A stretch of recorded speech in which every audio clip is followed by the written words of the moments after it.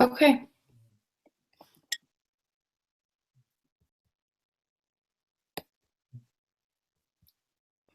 Good morning.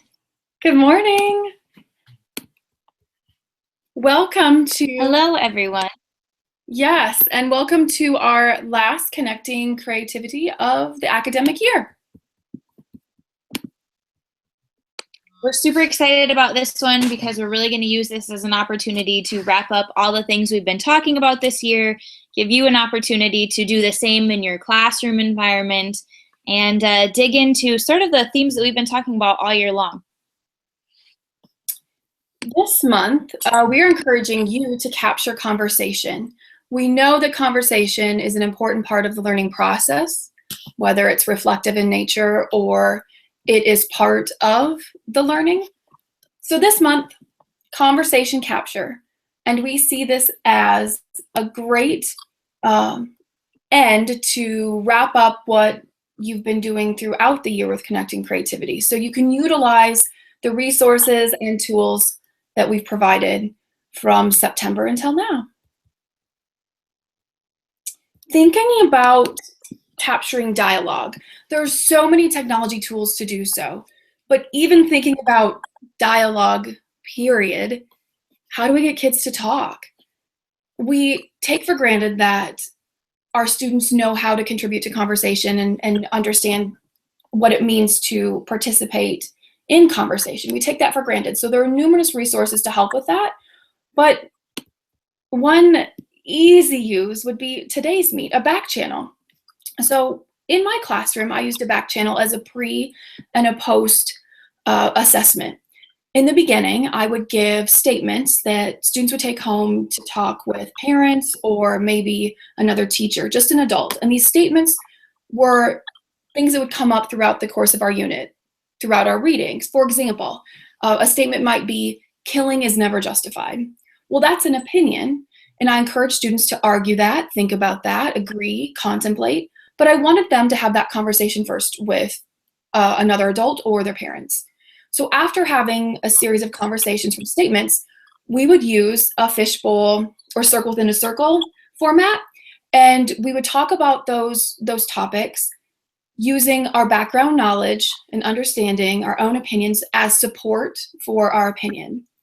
At the end of the unit, same statements, same format, but this time students needed to use what we'd read, what we discovered, reference literature as support for their opinion. So pre and post. And today's Meet lets you save a transcript. So for those of you that don't know a fishbowl, Leslie and I both have participated in them as learners and have had students utilize them. But you have two circles. Middle circle would be the ones, the students having the conversation. The outside circle would be the students back channeling. So middle circle, no computers, they're just talking, looking at each other, working on eye contact, working on listening. And then the outside circle, they're capturing the conversation using a back channel like today's Meet. So that was probably one of my favorite uses of conversation in the classroom.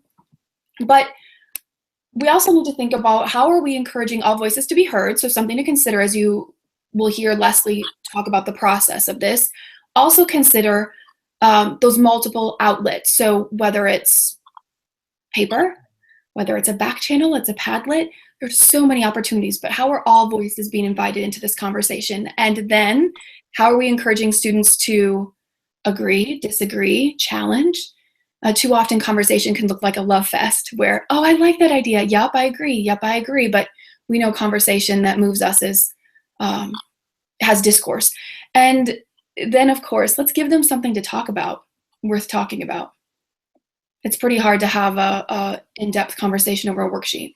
So when we have deep conversation over highly intellectual topics, then conversation will naturally ensue. And Leslie and I both, her social studies background and my English background, are advocates for inviting the world into your room. And the news always delivers opportunity for conversation. So just think about those things as you hear Leslie talk about the process and all the possibilities within conversation capture. So before I jump into the process, I really just want to highlight again one thing that Erin said that really stood out to me about inviting all voices into the conversation. And I know with my back channels, it was always an amazing opportunity for my kids who were not maybe as confident in their answers, right? You have the quote unquote smart kids who are willing to give answers, and then you have the kids who are maybe not necessarily as confident in giving those. And a back channel using today's Meet, Twitter, something like that, always surprised me with the heightened level of participation that kids who were maybe shy or who maybe didn't think they usually had the answer were able to participate and contribute so much rich knowledge to the conversation. So thank you, Erin, for sharing that example, because that's one of my favorite parts as well. Yes. So digging into the process, essentially the idea here is we wanted to give you some tools to be able to practice the art of conversation with students. So many times you hear kids don't even know how to have a conversation anymore, which is so frustrating and so not true. They're just having conversations in different formats. Did you like that voice? So what we did was dig through and look for resources to help you practice conversations with kids, and then outlined that. So for me, it's practice, practice, practice. Even as an adult, right? I can have a conversation on Twitter, and then it does generally become that love fest that Erin mentioned, because it's hard to disagree with someone when they can't hear your tone, when they do conversation, and you only have 140 characters. That's not enough to have true discourse. So for me, the practice has come in a tool like Voxer, right? So now I can have a conversation. Voxer is a walkie-talkie type tool where you can have group conversations. I can have those conversations. I can explain why I disagree. You know, my favorite line is to say, you know, that's an interesting way to think about it, but have you thought about it this way, right? And just really digging into a world in which I have the opportunity to explain is a way to do that. So practice is the number one rule to this process. But if you walk through our Connecting Creativity page, you'll find several resources. So you want to get students to start thinking about having the conversation, to get them thinking about speaking and listening. So Discovery Education had a great activity for practicing that process. Especially at the beginning of a year with a new group, you're going to want to give them an opportunity to just talk to each other about things that they're comfortable with. What are your interests?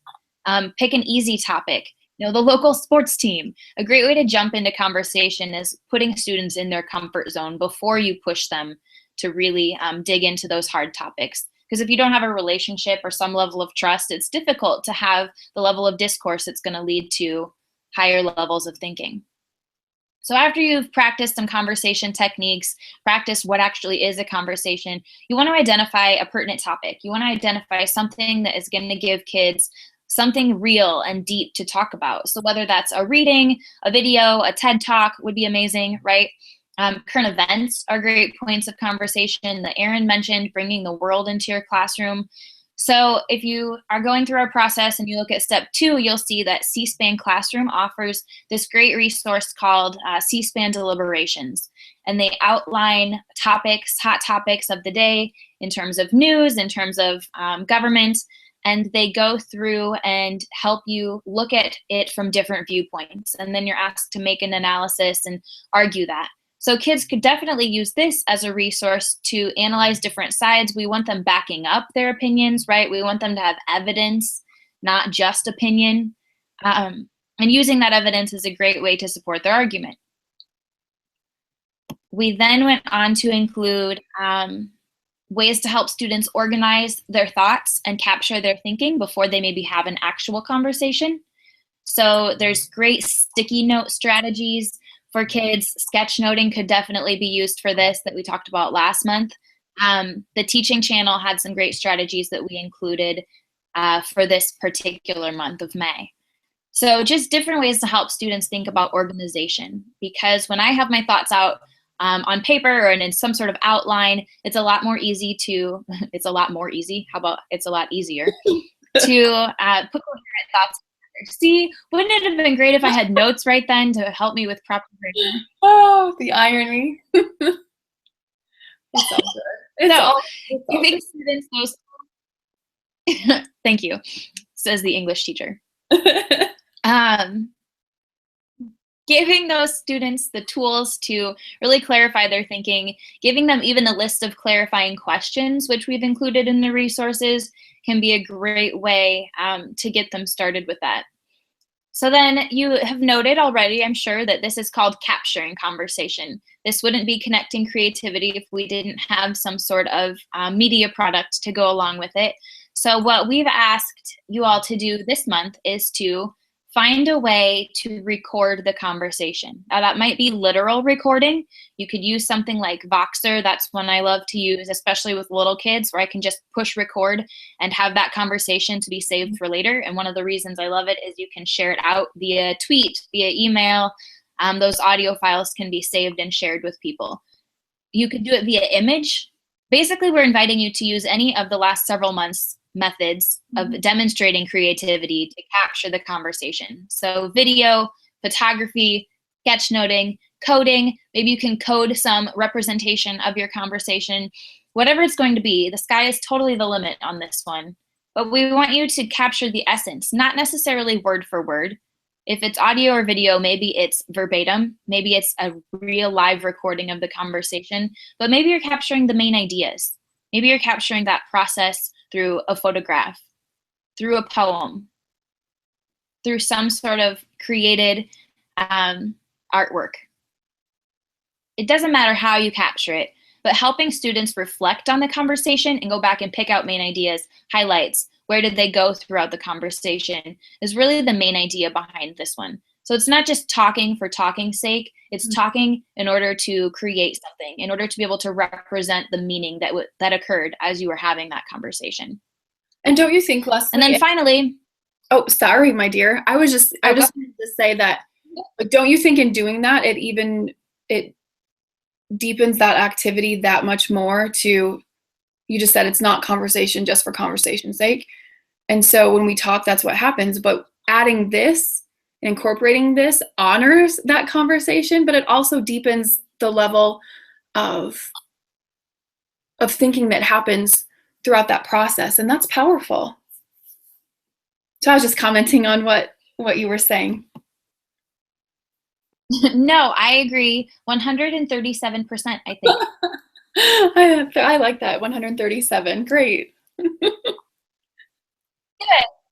And I think Erin really touched on what we've been trying to say the whole time, right? It's honoring that process. It's capturing the learning that goes into something. And then that last step, share your students' work.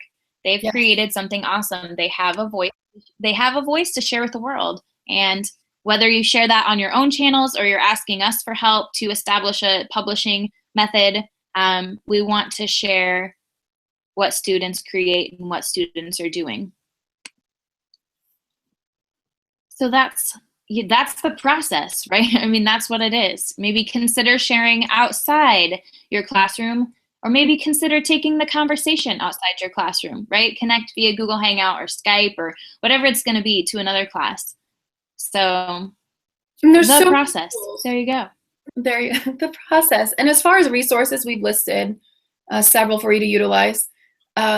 Just as Leslie said, that it'd be wonderful if you could connect outside of your room, and you can invite other people to be involved in that conversation, especially with something as easy as today's meet. It's a link. You share it, and even invite somebody within your building that just doesn't happen to be in the physical room you're in. So many options, and if you can imagine it and plan it, it's possible.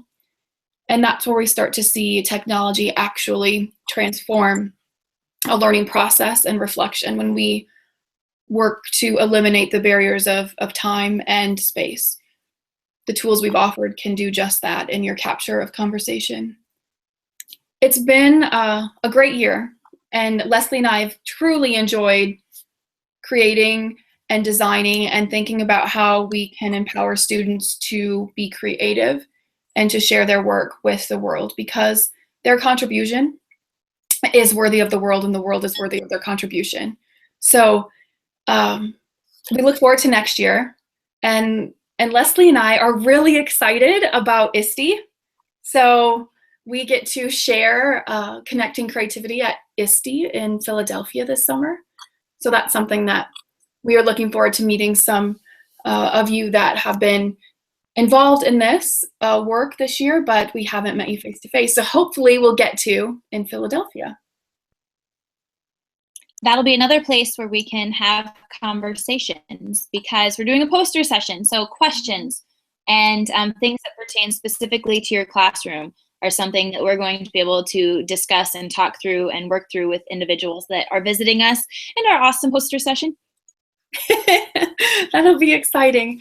And also, just as with anything, just because we feature this within the month does not mean it has to be done within the month. So those of you entering into June, feel free to look throughout the course of the year and find something that just happens to fit with what you're doing that you can repurpose to make sense in your classroom. So that's the beauty of it. Just because it was featured within that month as a quest does not mean it's contained for only that month. So I tried, let's see if it worked. It did work this time. I changed my little title bar down there to include our email address. It's connecting@plaea.org, because if you have any questions, first of all, need support, anything of that matter, please feel free to contact us. But more importantly, if you have any feedback, things you'd like to see, ways for us to make it better, we would love your help. We would love any feedback that you have to offer from your students, from yourself, from, I don't know, the random guy across the street who happened to catch our video. We want feedback. So I switched my tagline there to give you our email address. It's connecting@plaea.org. Please feel free to send us an email. And that has been Conversation Capture. Thank you for joining us. I'm Erin Olson, E. Olson Teacher on the Twitters. And I'm Leslie Prawley-Keene at L. Prawley-Keene. But you can't see that now because I used the email address instead. You did. Hope you guys have a great Enjoy day. the rest.